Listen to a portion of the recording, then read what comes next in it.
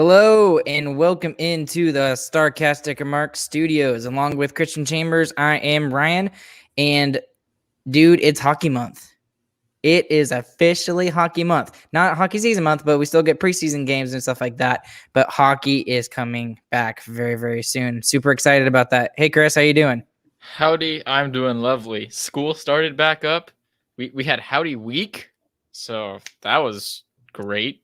So explain to people what Howdy Week is for those So non-Aggies. Howdy Week is the week before school. For some reason, A&M decided to be a great idea to bring all the students in a week early, and no illegal stuff ever happens during Howdy Week. Oh, great words from Christian Chambers. Thank you, Chris. All Yes, right. you're welcome. We have got not a ton to talk about, all right, but it's gonna start ramping up here in the next couple of weeks. I feel like a lot of podcasts are kind of talking about the same sort of things. And obviously, we're going to talk about some of the big news. One of them is absolutely hilarious. You probably know exactly what I'm talking about. For those of you that are listening, it's fantastic. Some people are saying that it's the trashiest organization ever. I don't care. We need more of this, especially in the off season. So we'll go through that whole situation. We'll look at some New York Islander stuff as well. We'll take a look at the San Jose situation a little bit as well. There's some news still coming out with Evander Kane. And then we're going to talk about the main topic tonight, Stars related, is out of the young kids that are in the Stars organization right now, which ones are most likely to make the Stars opening night roster? So we'll kind of put our thoughts to that. And then we'll talk a little bit about Rope Hintz, kind of, how good can he be this season? There's some that are saying that he's an elite level talent. He can be that, 70, 80, 90 point person. Who knows? What does his ceiling look like? We'll talk a little bit about that from the article from Mike Kaika. And then we'll finish up the evening with our typical who cares, and we'll get into that a little bit later. All right. But anyways, Chris, how's life going for you before we get involved in all of this hockey stuff? It's going great. That was an incredible rundown, Ryan. Just want to say, well done. I appreciate you. I'm getting better at this sort of stuff, right? Yeah. Yeah, absolutely. But what you're drinking is nasty. I'm sad that you don't have Dr. Pepper. Oh, well, I drank. No, I'm not joking. I think I drank about 4 Dr. Peppers today. Okay, never mind. That's gross. That's exactly what I'm drinking this thing. But for those of you on the podcast side just listening, I'm drinking a Propel. They're amazing. If you've never heard of them, it's basically Gatorade's version of a water, and I don't know what they put in it. It's probably it's going to come out in a couple years and be like, Propel causes cancer or something like that. But everything I love cancer. It tastes so good, and specifically this one is the black cherry one. It's like the red label. And then they've got like kiwi strawberry and grape and mango and orange raspberry. Oh, they're all good. Every single one of them is good. So anyways, get off the Propel topic. New sponsor alert. Yeah, exactly right. Or Dr. Pepper, I guess, in a way. I drank way too much Dr. Pepper. Okay. Anyways, let's get to the news of the week. Okay. Let's start with the lesser news that just came out today, and then we'll get into the really cringeworthy stuff that I love. So the Islanders finally signed all the guys that we've been talking about for weeks and weeks and weeks now with all these other podcasts. And I don't know why they decided to announce it all at the same time. Maybe they all got signed at the same time. I don't know. They were just all on vacation, and they were like, "Yeah, we'll figure it out later." Yeah, we'll figure it out. And obviously, Lou Lamoriello, the GM of the New York Islanders, kind of works on his own time compared to other GMs of the NHL. So, anyways, they've signed 4 players, all from the team last year. Anthony Beauvillier, he's kind of a top 6 forward for them. He signed for 3 years for $4.15 million per season. So that's not a bad price tag for a top 6 forward. Casey Cizikas, there's a lot of discussion around this one because he signed for 6 years and he's a bottom 6 forward. And yeah, he's a bottom 6 forward, but the thing is that he is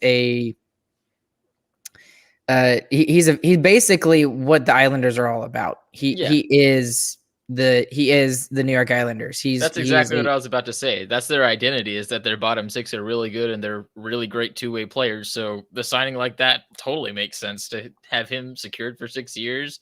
It just secures kind of like the foundation of your bottom six. And if that's what right your team's going to be all about, go for it. I like now. that signing. Now I think the it's a good deal I love for it the too. way, I think it's a good deal for the way their team plays. And my only thing about, and I'm kind of piggybacking on some of the commentators I heard on NHL Network Radio on Sirius XM today, but they were just surprised at the length of it, because this guy is 30 years old. You don't normally see 30-year-olds signing 6-year contracts, and yeah, I know that the cap hit's only at 2.5, and I mean that's a great cap hit for Casey Cizikas. I mean that's about average for a really good bottom six forward. But the years is just, that's a long time. I mean, it typically. Well, as someone who roots for the Dallas Stars, who just signed Ryan Suter until he's like 50 years old, I think we can't really say they're anything, just can we? fine. Yeah, right. So, anyways, I like the signing. Obviously, I love Casey Cizikas. He's one of my he's one of those underrated players that doesn't get really talked about very much, just because of the role he plays. Everyone, Connor McDavid and Artemi Panarin and Sidney Crosby, Alexander Ovechkin, but then these guys kind of get looked over. The Foxes of the world, the Dickinsons, the Casey Cizikases, and he's just a really good pickup. It's Cizikai. Cizikai, is that how you're gonna say it? No, that is how you say it. So there's no way that's be polite. Thank you. There's no way. Not a chance. Okay. Anyways, they also shore up their goaltending with the signing of their rookie Sorokin. He signed for 3 years at about $4 million. So that's pretty good for I would basically consider him the backup to Varlamov, right? I mean, Varlamov is the better of the two goaltenders. Yeah. But what's awesome about those two guys is that if one is really struggling, they can throw the other in the net and be perfectly fine, the way that the Islanders play. So, I mean, they're just like the Stars. They roll 4 lines consistently, and probably more consistently than the Stars do. So, and that's a good signing for them. You have to have 2 goalies that can fully start pretty much. So it's definitely a good. I mean, it's an expensive backup. $4 million is not cheap, but right, you need it in today's NHL. We've seen that with all the past teams that have won championships. They've all had great backups. Not always, except Tampa, maybe. well, and Vasilevsky is just a freaking beast. It's not even fair. I mean, I think he played every single playoff game. Every single one the past 2 seasons. The past 2, yeah. And like, especially last year, with all the back-to-backs that they were doing in the bubble and stuff like that to get the playoffs done. That's stupid. That's stupid. That's insane. But he's cheating. What a cheater. And then, so that was a good signing anyway with Sorokin. Sorokin, he kind of bloomed a little late. I think he's 25 or 26 as a rookie last year, but goaltenders kind of ripen a little later than most players do. So yeah, that's not abnormal. Yeah, that's not abnormal at all to see. And then they re-signed Kyle Palmieri, who they got in from the trade deadline from the New Jersey Devils last season. And it's a good length. It's a 4-year length, but the cap hit, I think, is a little high for Kyle Palmieri. And it's at $5 million. Thoughts about that? You're paying a little more to get the term that you want, honestly. I mean, 4 years is kind of like a sweet spot for a guy like that with the age that he is. So you're going to pay for him not having as much job security as he might like. So I think it makes sense for both sides. It's not the other 3, I think, are really team friendly deals, and this one isn't as much, but I think that the first 3 are very team friendly cap wise. Yeah. Lengthwise for Cizikas, that's I don't know if I would have given him 6 years, but I can understand why they gave it to him. Because I mean, he is the New York Islanders. He is like a staple of that team. I wouldn't be surprised if that was offered to him from the team. Like, he didn't even ask for that. Like, that was what was offered. I wouldn't be surprised at all. Right, and you know what? That maybe that was it. I mean, Lou Lamoriello does things differently than most GMs do, and he's had championship teams basically anywhere he's gone. 3 years in a row now for the Islanders. Yeah, and what's funny about the Islanders is that they don't really have like a bona fide superstar, right? They're just a really, really good, hardworking team. Sounds like the Stars. Yeah, and I mean maybe that's the difference of what might put us over the edge rather than the Islanders. I don't know. But I mean, when you think of like the best forwards for the Islanders, you think of like Matthew Barzal. That's the first name that comes to mind. And I mean, he's really good. Don't get me wrong. He's probably could be a 30-goal scorer most seasons. Maybe 60, 70 points. Pencil him in for that.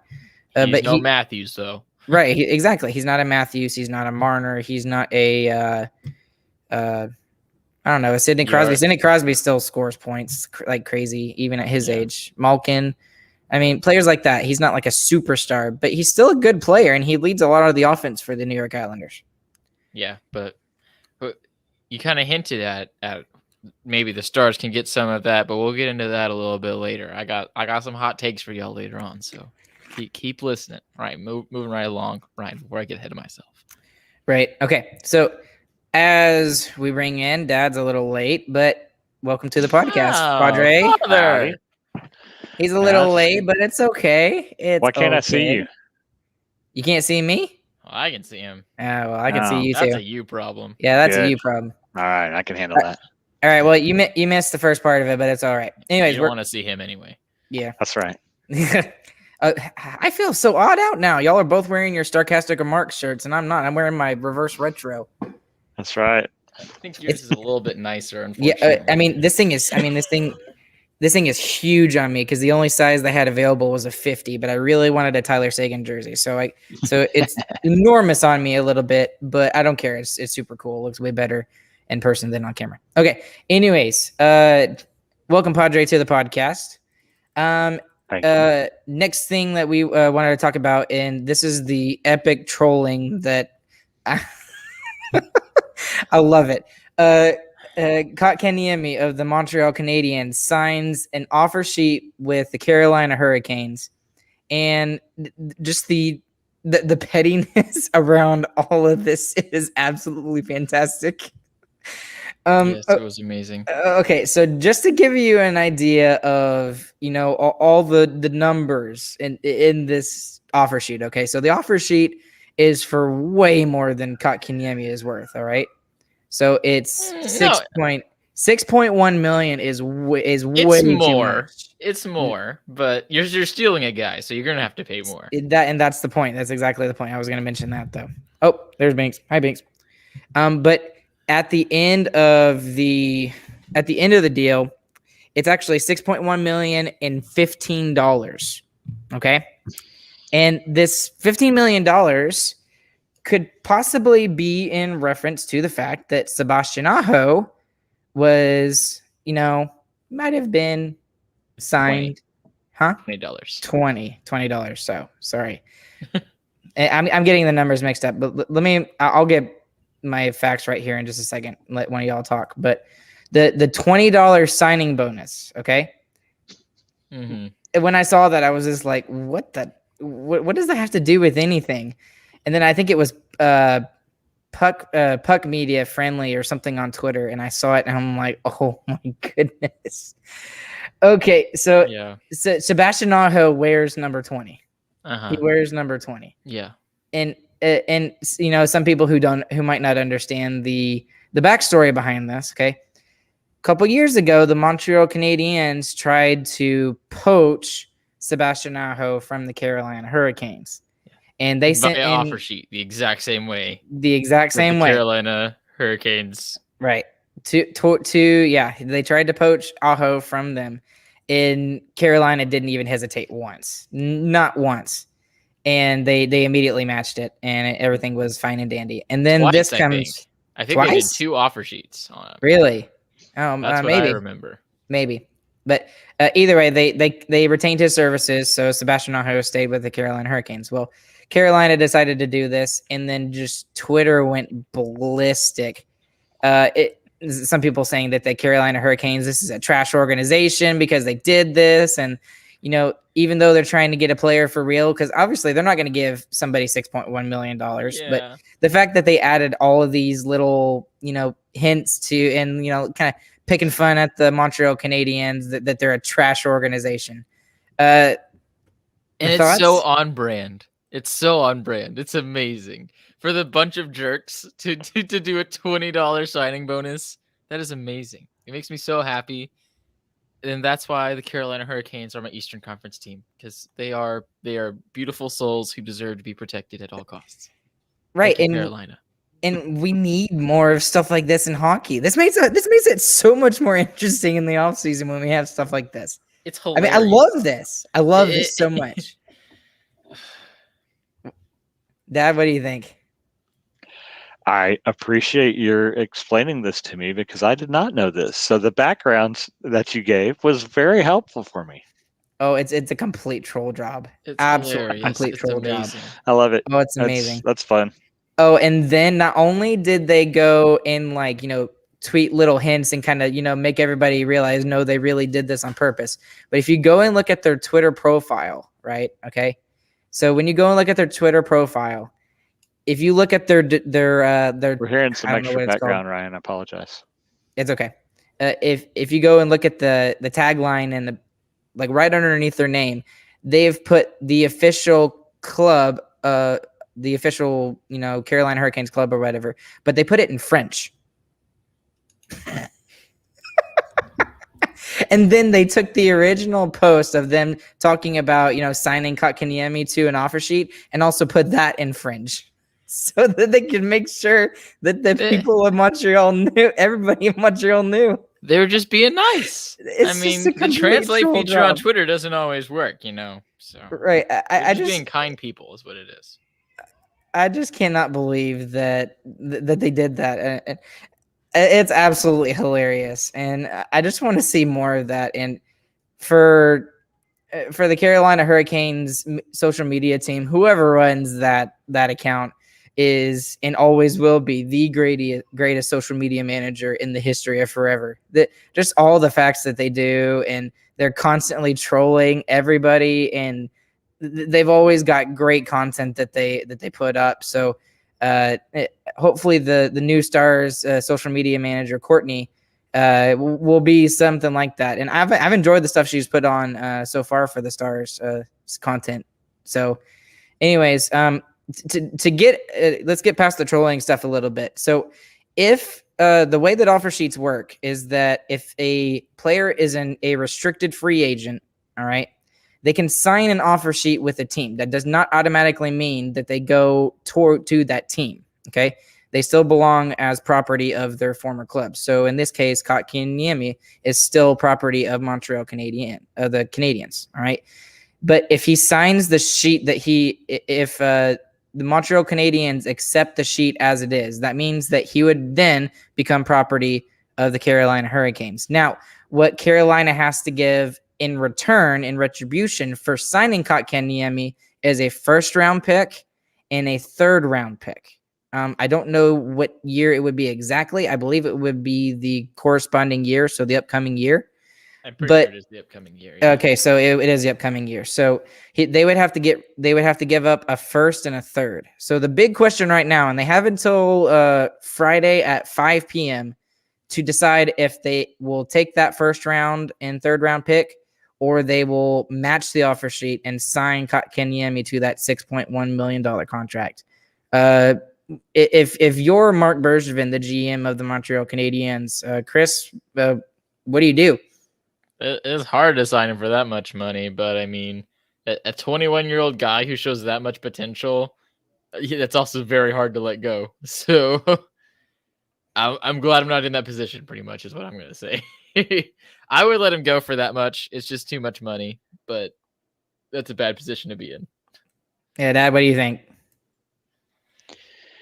Yeah, young guy. If he's really worth that much, I mean, they're willing to pay him. What's their cap situation look like, right? Yeah, the issue is right now he's not worth that much. Pretty obviously, he's not worth 6 point whatever right now, but he very well could be in the near future because of how much better he was this year, and he's still only a 21-year-old guy, and he's built like somebody who could be really good too. He's 6'2" and he's only 200 pounds. He could bulk up a lot more. and he could there's lots of places where he could get better in his game too. So how good a play is this? I mean, are they pushing Montreal past their cap and stopping them from being able to sign somebody else, or what are they playing that? I didn't look at their cap. Do you know, Ryan? I do. I don't know their exact cap situation, but I do know that they did not allocate this amount of money for Kotkaniemi. I think they might have allocated like $3.5 million, about maybe $4 million at most, to give to Kotkaniemi. So I don't think that was in their plans at all to, give him $6.1 million. What would they have to give up to do that, right? So that then becomes the real question for the GM is what's the cost of that? Who are you going to have to take it away from?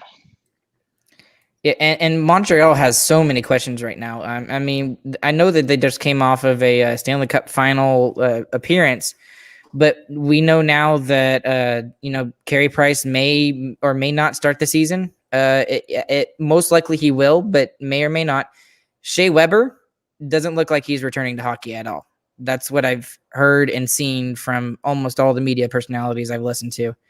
And he's a huge loss. I mean, you can't replace Shea Theodore unless you go out and get, some Shea crazy. Weber.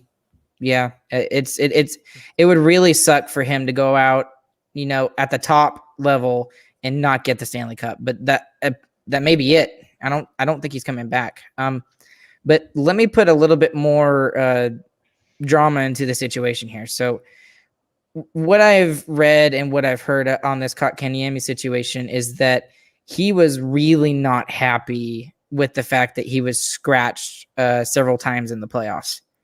And Dominic Ducharme, made that decision, thinking that, to try and go with a more veteran lineup.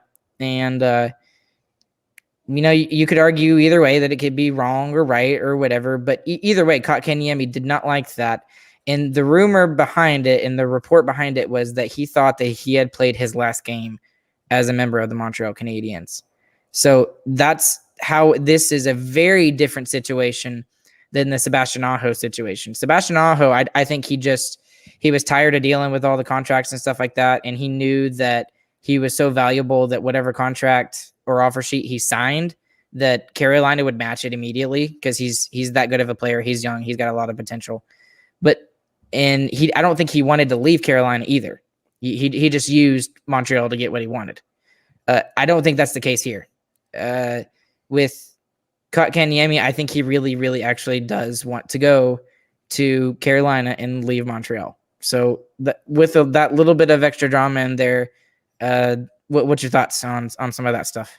Yeah, if that's true, then that pretty much solidifies it, in my opinion. Then there's no way they're signing that offer sheet.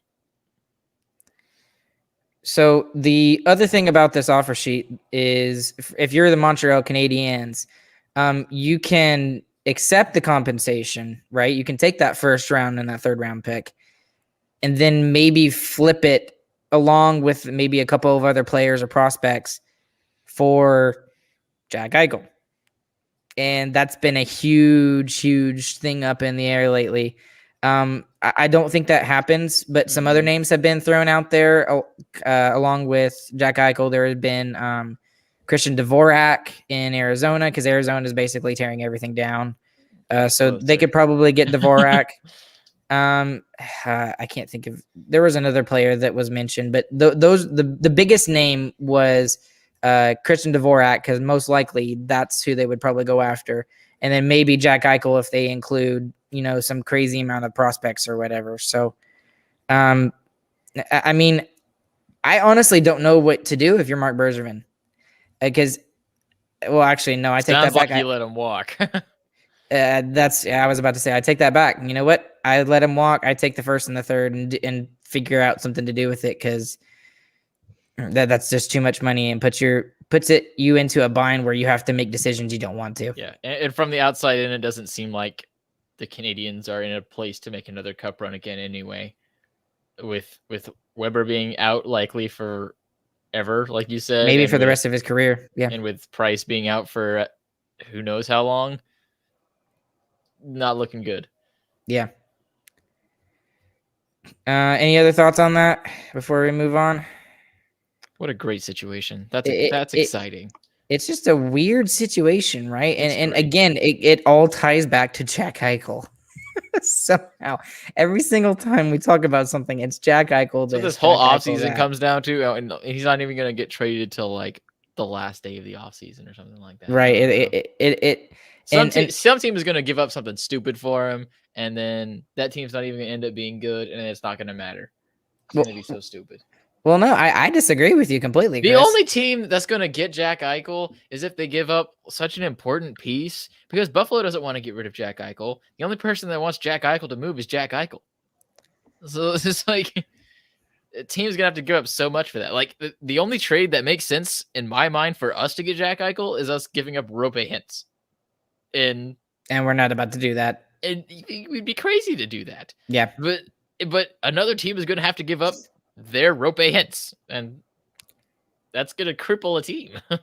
So we've kind of talked about this a little bit, but what would for like Montreal, they would have to give up Nick Suzuki, right? Yeah. That logically Nick Suzuki or Caulfield, right? So one of those two players, I would think one of those two players, the first round pick that they got from Carolina, assuming they let Kotkaniemi go, their own first round pick, and then maybe some role player, middle six, bottom six player. That's what I would expect. For maybe Paul Byron, I don't know. But for the Stars, that's the equivalent of like, maybe Jason Robertson, add in Thomas Harley, a first round pick, and then I don't know, maybe someone like Kivi Ranta or something like that. I mean, that's a lot to give up for a player you don't even know is going to play for your team because, the first day of the season, because he's got so many medical issues and Buffalo won't let him take care of it. And while we've already just created the new segment. Yeah, we just kind of went with it. I don't even, honestly, the way I see the whole Jack Eichel thing coming out is he's not going to be traded before the start of the season. I think he's going to literally just sit it out and refuse to play for the Sabres. And it's going to be a one-man lockout situation. Because Buffalo does not want to get rid of him. They have shown that. And they're not going to accept anything less than a crazy deal if they try and trade him. And no team wants to give him that because they don't have any leverage, because they're not going to – it's either they get whatever the teams are offering or they get nothing because Jack Eichel's not going to play for them. And I think they're just going to sit there and hope something happens until some kind of breaking point. I don't know what that would be, though. Well, I think this is going to be another Matt Duchene situation, right? So Colorado was really bad. Matt Duchene was not happy with the situation, and he started the season and he played for the team. He honored his contract, right? And I think that's what Jack Eichel's going to do. And it was about a month or so into the season when Matt Duchene got traded. And then now who's better off, Matt Duchene or the Colorado Avalanche? The Avalanche? Yeah, most definitely, yes. And the stuff that they got from that trade, really propelled them to be a cup contender team. And again, as the Stanley Cup favorite for this upcoming season, even though Tampa Bay has won the last 2 years, just because they're stacked. So, I maybe You're Buffalo is doing the right thing. You just said Colorado's favored to win the cup. Yeah, they are sad. They are. The betting odds are completely in their favor right now, unfortunately. So yeah, but even Buffalo's so bad right now. Even if they did get the crazy great deal that they're looking for, they would still suck. Yeah, they're gonna suck now. It really sucks to have to go through a rebuild when you didn't even finish the original rebuild. So yeah, when you which is what they're doing, best players in the world and just squandered him. Yeah, I mean they got rid of Ristolainen, they got rid of Reinhart, and it will happen eventually. Whether that be now, in a month, in 2 months when the season's in full swing, who knows? So, anyways, going through that situation, we kind of went from Montreal to Carolina to Buffalo in a way. But anyway, good discussion there.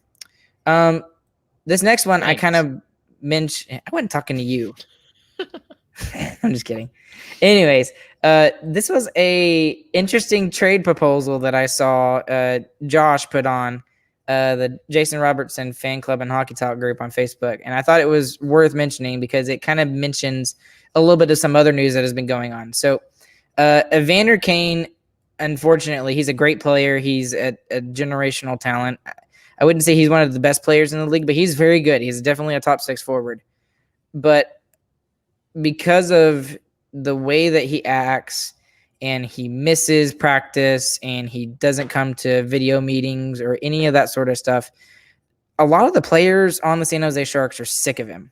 And you could see that in the article that was written in The Athletic a couple weeks ago. And I mean, there are so many things that have been going on the past couple of years with him. I mean, maybe not even the past couple of years, just the past year. Past 1 year. Yeah, he filed for bankruptcy.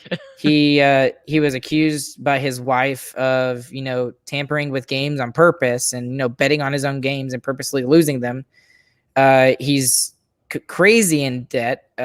He appears like maybe he's not taking care of his husband duties. He's, off in Europe while his wife is, busy packing up the house, apparently. I don't know if that's true or not, but that's according to her. So there's a lot of off-ice stuff, but also the on-ice stuff that, the players are just sick of him. And one of those players is Thomas Hertl. And Thomas Hertl is a top 6 forward for the San Jose Sharks, and he's reportedly sick of Evander Kane, and he wants out. And I'm certain he's not the only one. But Josh put up this trade proposal between the Stars and the Colorado Avalanche, the San Jose Sharks. And this is what the trade proposal looks like. All right. So going Dallas's way would be Thomas Hertl, and that's it. All right. So in return, the San Jose Sharks would receive Yoel Kiviranta, Radek Faksa, Riley Damiani, and Dawson Bartow. Is that a trade you would make or run the other way? Make now. Yes, do it. Yeah? Why so? Because Thomas Hertl had, let's see, how many? 43 points in 50 games last season. So basically that's more points than all 4 of them combined. Right. So yeah. And especially right now in a win now situation, which we are. I mean, this is it. This is the year. Yes. So yes, you sacrifice the future for. Yeah, and I'm about to tell you how much I can't wait for Damiani to come in. I don't think this trade will happen, but if it was proposed, you would have to say yes. That's a crazy good trade. I don't think that would ever happen though. Agreed. I don't think it would happen either, but I just thought it was interesting because coming our way as a top 6 forward, San Jose is not, even though they keep saying they're a playoff team and they're going to make the playoffs, no, nobody's projecting them to make the playoffs. They're bad. So the only thing that I would be hesitant to give up is Riley Damiani, because I mean, he had a great year as a rookie in the AHL and stuff like that. But at the same time, he kind of blossomed in that's the only good year he's had. So we don't really know his ceiling yet, if that makes any sense. I mean, he could go to San Jose and then be a 50-goal scorer for all I know, and that would really suck. But I would still do it if I'm Jim Nell. I'd pull the trigger on that trade 100%. Yep. If you're saying you're trying to be a championship team, then that's the kind of trade you'll make. Not trading for a washed-up goalie and then having 4 goalies on your roster. But that's just me. Little sarcasm. For thinking that though. Little sarcasm from Christian tonight. Very good. Okay, so this is kind of a good segue talking about Riley Damiani. Okay, so the main part of our podcast tonight we wanted to talk about is young guys in the Dallas Stars organization. So right now there are 3 players that we could probably consider that could possibly make the opening night roster and be a regular in the lineup this upcoming season.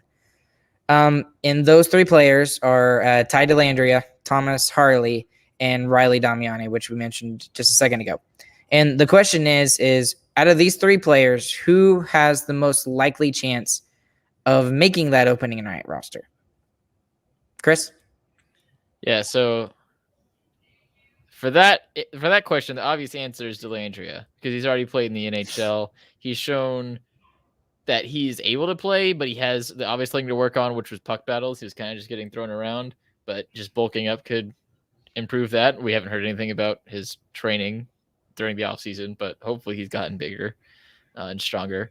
But either way, he has the best chance of getting on the team because there's a good spot that needs to be filled there by a faster guy in case I don't even remember. What was that old guy who we signed as a depth guy, Ryan, who I said that I hated? Michael Raffle? Yeah.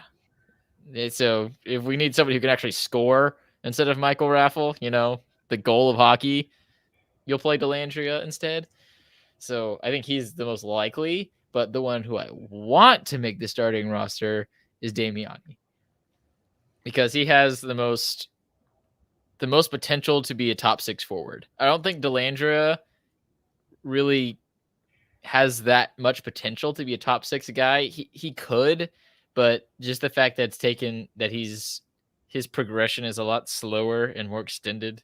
He didn't score that many points, and he had a decent amount of games with the Stars. Actually, he had 26 games last season, and only 5 points, and 2 of those are off of power play goals. Which it's good that he made the most of his power play time, but that's honestly not a lot of points for how he plays. For how he plays, he should be scoring more.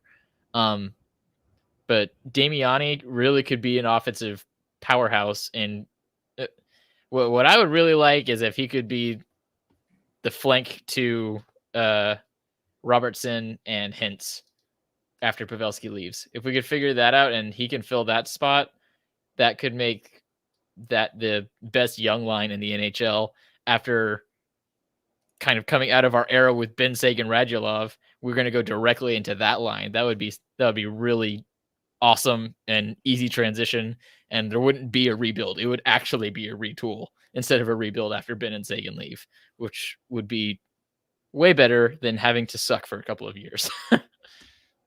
I can get behind all of that analysis. All of that's very good. But the one player you didn't talk about was Thomas Harley, and I think I know why. But why? So why? So what about Thomas Harley then? He just doesn't have a spot. I mean, if you're just looking at the roster that we have now, exactly, the spot he has to take is filled by someone who's already a really solid defenseman.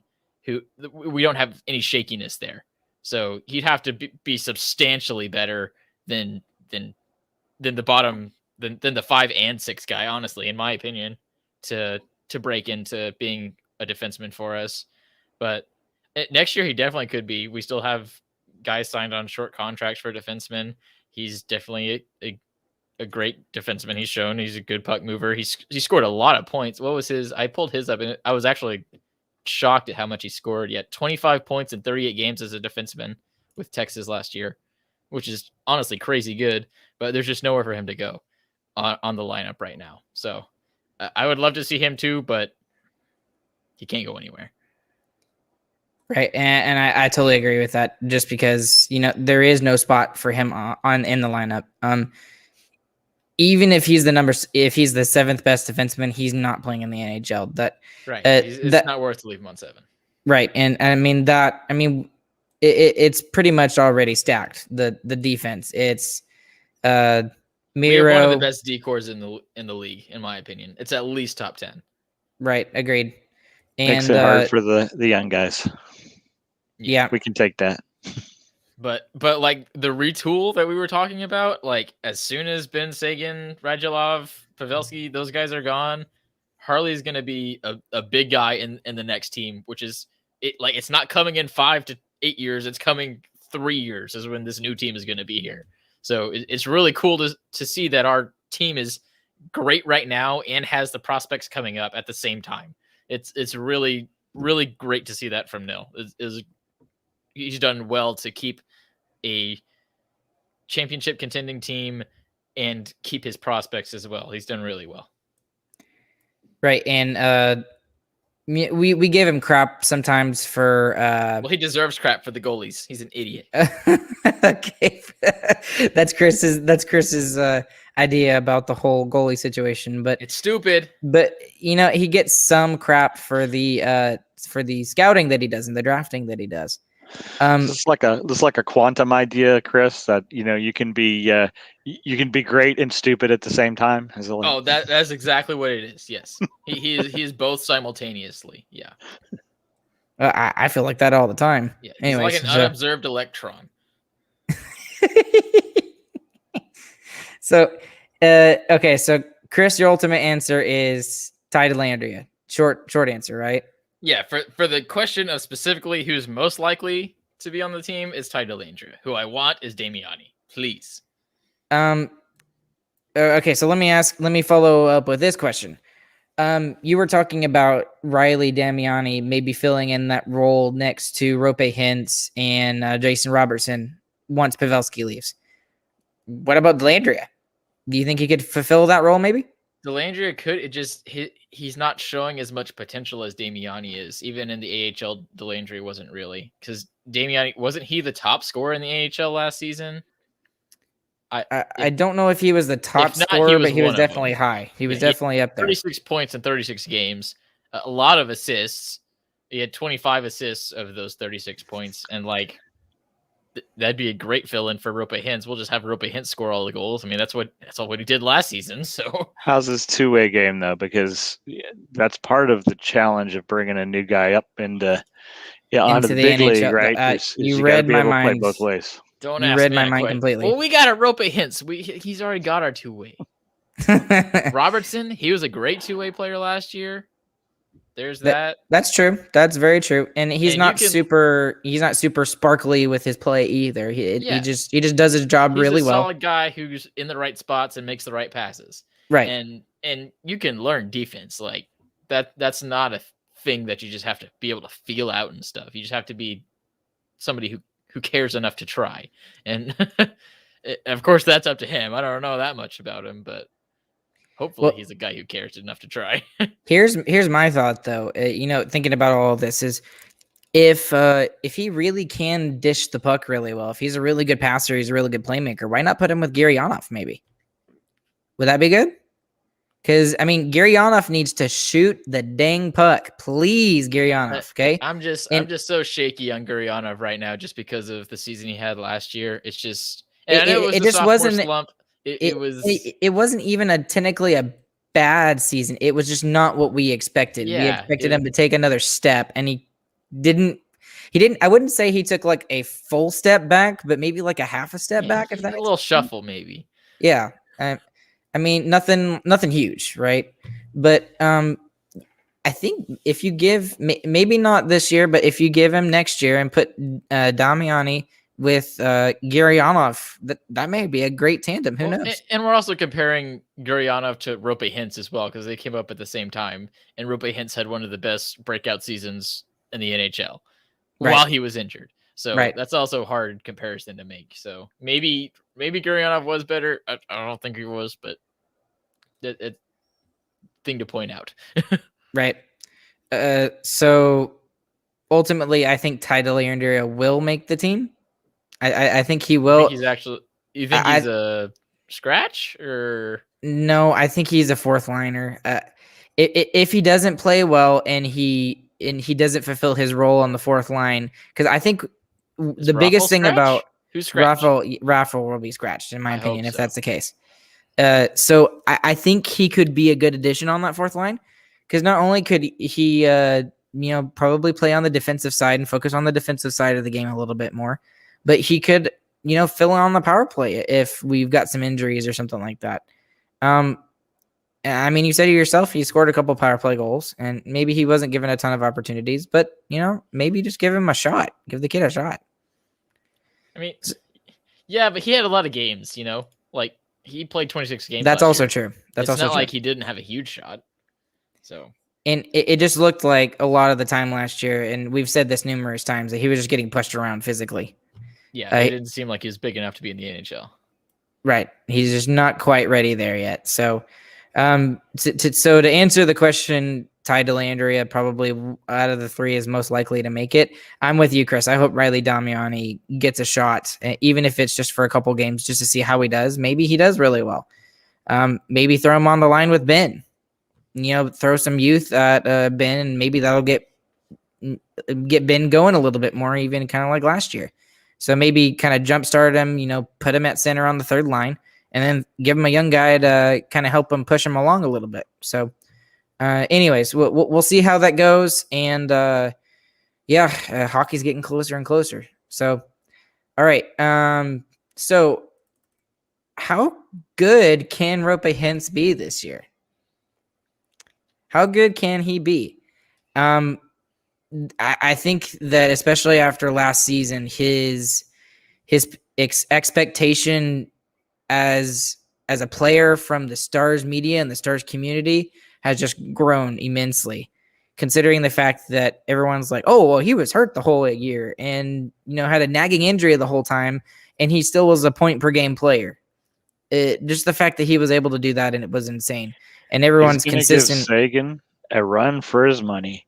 Sagan's going to get ticked off and score even more, and we're going to win the cup. There you go.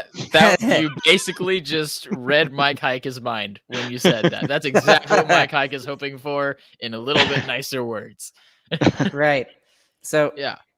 And I'm hoping for the same thing, too, because if that happens, then, only good things can come from that. More competition within the Stars lineup, maybe pushes Sagan a little bit because, Sagan's going to look for revenge because he's probably ticked off that he was hurt the entire year, too. So I fully expect him to come back, fully ready to go. And, I think Rope's kind of taken that number one center spot away from him right now. If opening night was tomorrow, Rope Hintz is the number one center. Agreed. It's Rope Hintz, Pavelski, Robertson as your number one line, if you had to name one, But just to remind you, he had 43 points in 41 games last season while he was injured and in and out of the lineup. That's stupid. Like, if he plays next season, he plays the same. He gets 80 to 90 points. Not injured. He gets 80 to 90 points. Yeah. He's in contention for MVP trophies. Like, we could literally have a superstar right here, and we don't know it yet. Like, he had, in my opinion, in the NHL, the player who has the most potential to break out as one of the big names in the whole NHL, not just in the Stars, not in Southern Hockey or whatever, in the NHL is Rope Hintz. He has the highest potential to be one of the best players in the league right now. So if that could come to fruition, like, instant cup contender is where we go. Rope is your dark horse. Rope is the dark horse, yes. And one of the things that I want to mention real quick is the Athletic did like a division, reporting thing after the season, and every single one of the other teams in the Central Division. So like each team has their own reporter for the Athletic. Each reporter for each team that said that the most scary player was Rope Hintz. By far, even though that Jason Robertson was having a fantastic season and he was up for the Calder Trophy and everything, everybody was like, "Nope, we're scared of Rope Hintz. He's the one that we should be afraid of." Robertson has the chance to be a great forward, a great top 6 guy. Rope Hintz has the chance to be a top 10 player in the league with the season he had last year. That's why he's so scary, because his potential is literally, there's no ceiling on what he could do next season. He could literally do anything. He could beat McDavid. Who knows?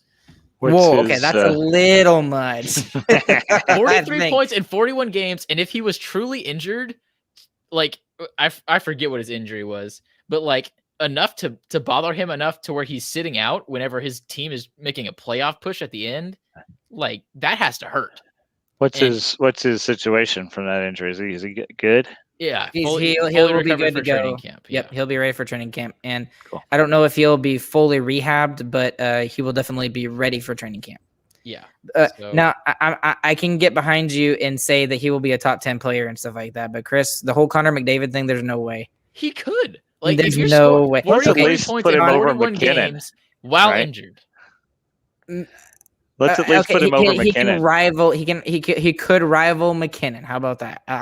I even feel scared to say that. We don't know how much his injury affected him. If it truly affected him that much and he was still able to score more points than there was games. Yeah, but it's the fact that Connor McDavid played, I can't remember if he played every single game, but he played in the span of 50 to 56 games. One of the things. The guy still, and I know it was considered a weaker, Northern Canada division or whatever against teams that, are not strong defensively. Still in the weaker division. He scored over 100 points in 50 games, Chris. There is no chance. There is no chance. Was I'm he sorry. injured? I love Rope Hintz, but he's not Connor McDavid. I'm sorry. I don't know, dude. Well, I will say this is that, and us ask this question actually is, what is the expectation for Rope Hintz this season? Do we expect him to be that top 10 player, or do we just expect him to lead the Stars in point getting this season? What do y'all think?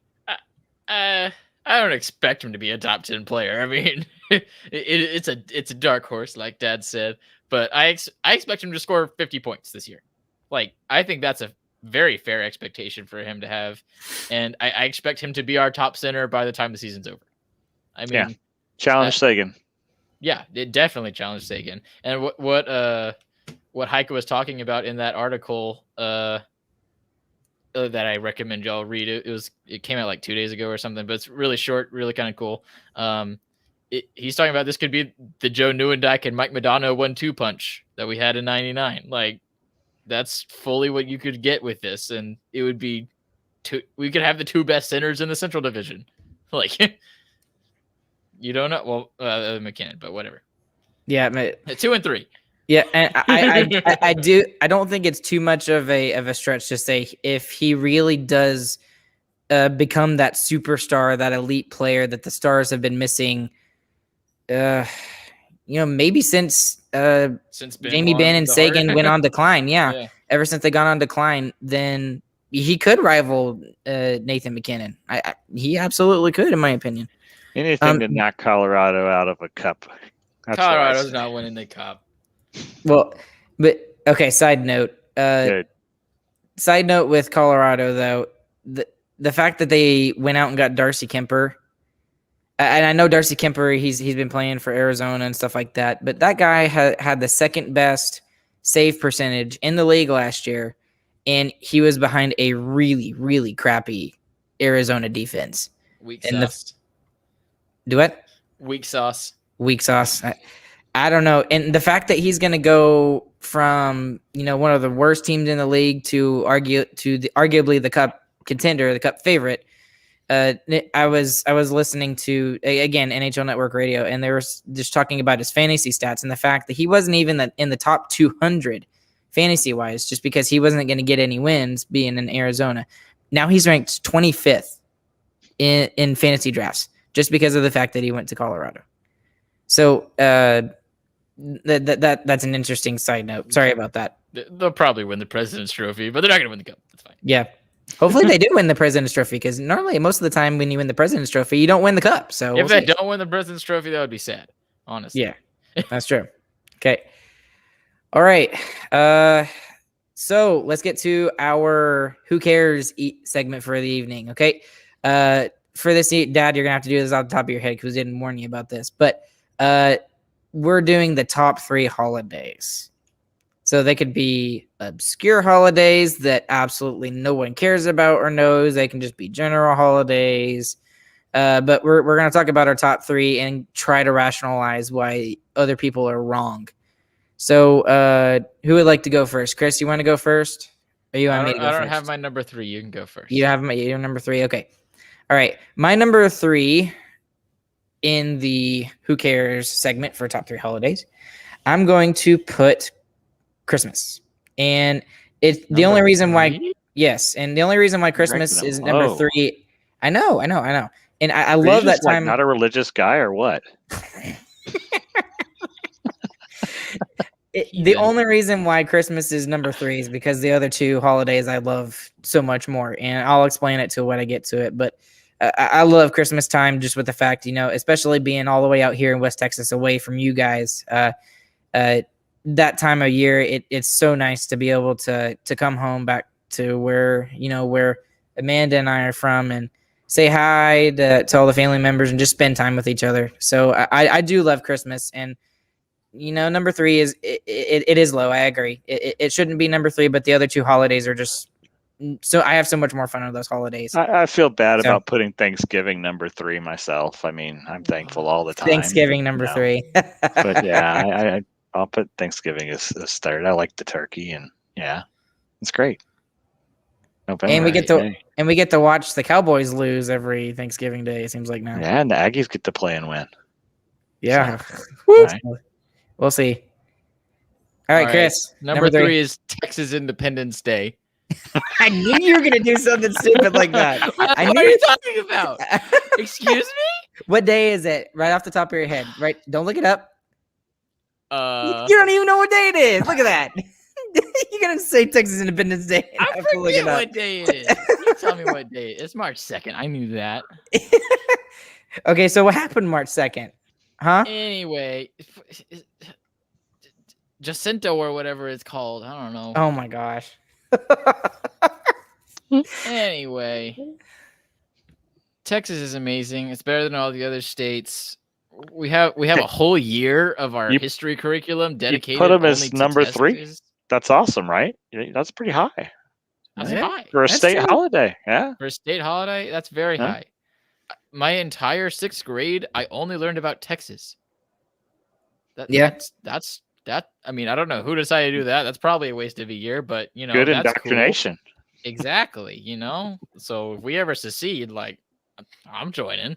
But yeah, that's great. I know all about San Jacinto and March 2nd and Goliad, the Alamo, Alamo, Moses Austin, Stephen F. Austin, all them guys, all about them.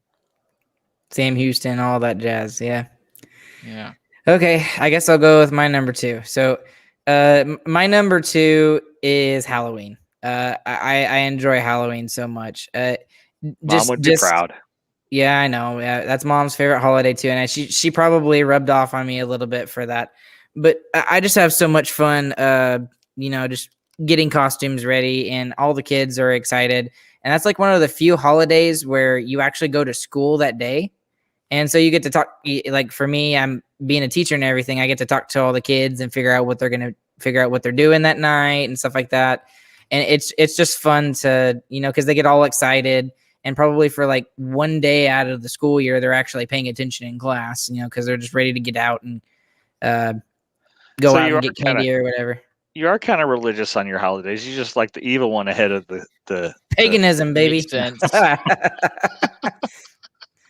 Yep, exactly. And I put Christmas second, so Christmas is second. Go for it. Thanksgiving is second. We've already talked about Thanksgiving, but oh my goodness, I still have to talk about it. I'm sorry. Thanksgiving is amazing. So you get to eat food, and then you just get to watch football all day while you're happy. You're full of food, and then just like anytime, like you don't feel disgustingly full, you just go eat more pie. And it's amazing. You're making me want to change my vote, but I can't change my vote. I gotta. I don't know why you wouldn't put it. Yeah. It's too late. It's too late to change it now, man. It's too late. Football and food is amazing. It's so good. Now, here's the question though: do you like whipped cream with your pie, or do you like pie with your whipped cream? Yeah. It's about half and half. Nah, it's not half and half. It's just add another slice next to you. The slice that you got that is just whipped cream.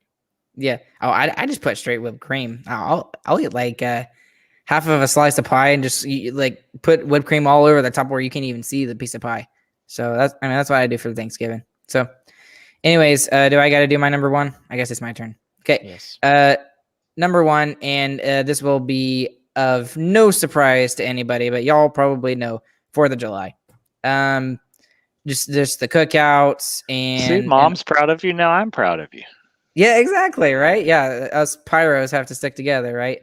All the blowing stuff up. I know it's such a kid thing, but it's so much. I love blowing stuff up.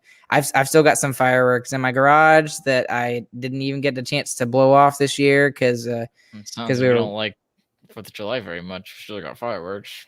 I had to work, and then it started raining on the night of 4th of July, so I didn't even get to shoot off fireworks. It stunk. But that's an excuse to me. Yeah, maybe it was an excuse. But anyways, 4th of July is my favorite, and also just all the food. It's kind of like a Thanksgiving in that hot dogs, hamburgers, brisket, T-bone steaks, any kind of steak you could think of. Hot dogs and mashed potatoes are pretty much equal. Yep. And then I'm ignoring him. I'm 100% ignoring him. I don't know what to say to that. I'm just completely ignoring him. I'm just like hot dog and mashed You did potatoes. mention You're an steak. idiot. I mean, and brisket. I mean, that's not hot dogs either. Yeah, that's true. That's true too. Chris, just give me your number one and No, just I gotta go next. No, I gotta go next. Oh, okay. Dad's gonna go next. Go. Yeah, because what this does, this like makes Chris wrong. Whatever Chris picks is wrong because I've got 4th of July on top of my list too. So Chris, you suck. You're wrong. Well, I'm a people pleaser, so I picked unless you put 4th of July too. No. By Christmas, I mean the 4th of July.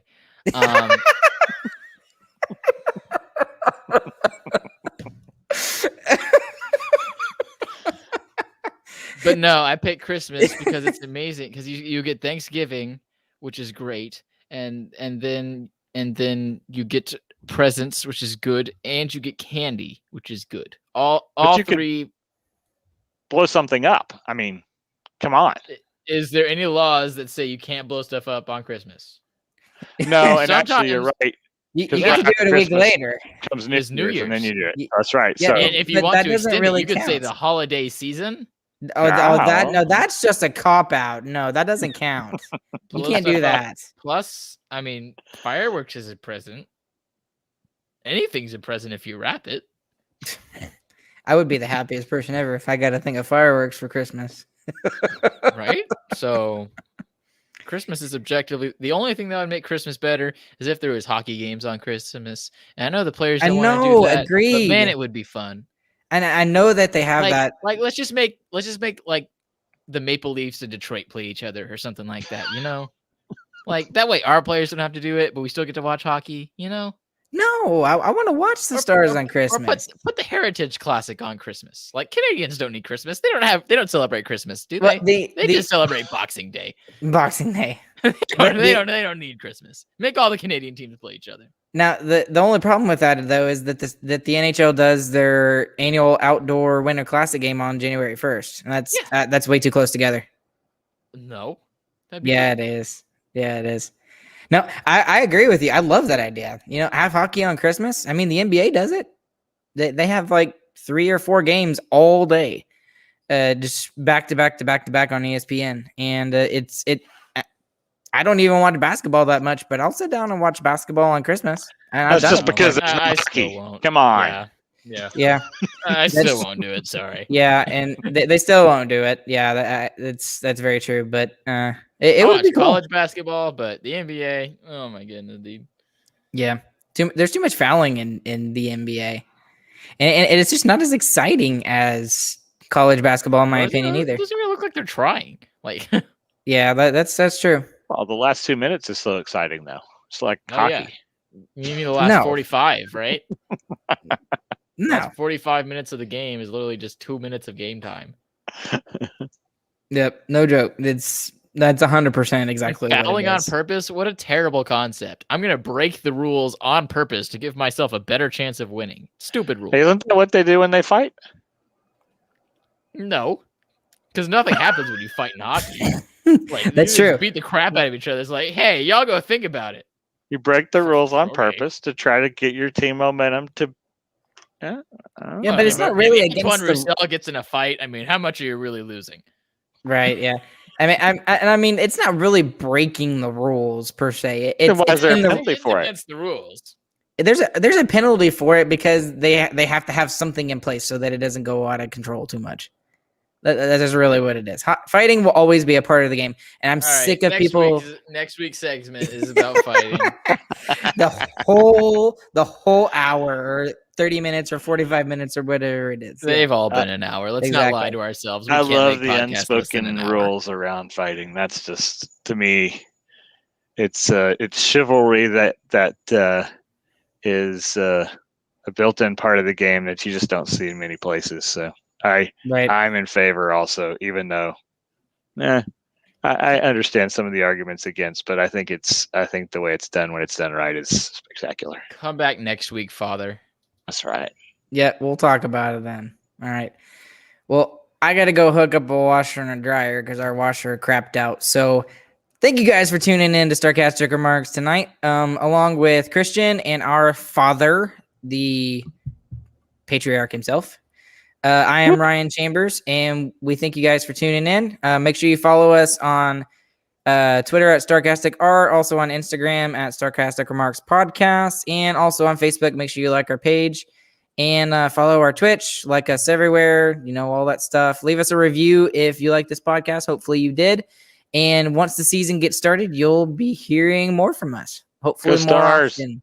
So Down with the We're gonna Avalanche. try and do the PGRs when the season starts. agreed. That's the plan. And then also during the PGRs, we're going to start having Stars fans on just one at a time and kind of get their reaction from the game as well. So I'm working on that, trying to set up and everything. So anyway, guys, once again, thank you for tuning in, and we will see you guys on the flip side. Everyone else, have a good evening.